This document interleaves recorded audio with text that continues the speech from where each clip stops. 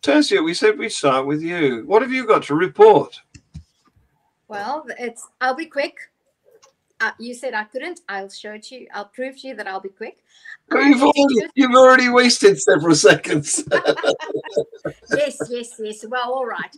So it's news in the sense that I went to church again today for the first time in about 10 years.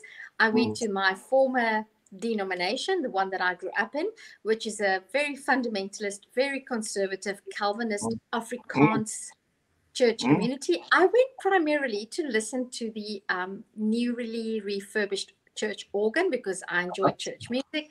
And all I have to report on that, well, not all, I think it's quite important, is that it was a wonderfully empathetic experience for me. And I realized what the power of indoctrination is, because I slipped right into the pageantry, the music, the lyrics, it all just came back to me. So that was something that I didn't quite expect. And then I also realized that there's so much work to do, because the people with whom I shared that space, whom I observed dispassionately without any emotional attachment, but also importantly without any sense of I had no sense of regret. I had no sense of they were stupid. They are good, for the most part, good, decent people who have been misinformed their entire lives.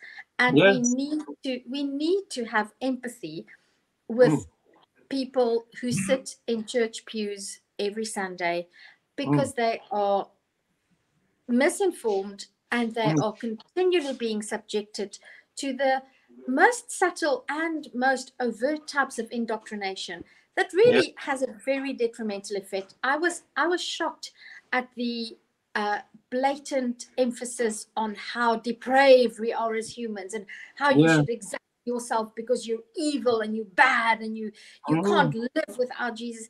And I just felt so much empathy for every single person, especially the young people sitting in those church pews. And we need to have empathy, and we need to understand that people who hold strong religious beliefs are sincerely misinformed. They are victims. Most of them are victims, and we need more empathy, and we need to change the message that we should avoid, and we should reprimand atheists who refer to religious people as religious retards, or they are like victims. They've been infected by a virus of the mind.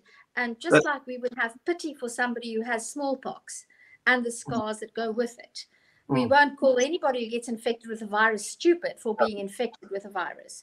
We need to have that same attitude. And I've already oversaid what I wanted to say. I've been too long already. So you proved me wrong, John. No, I proved myself right.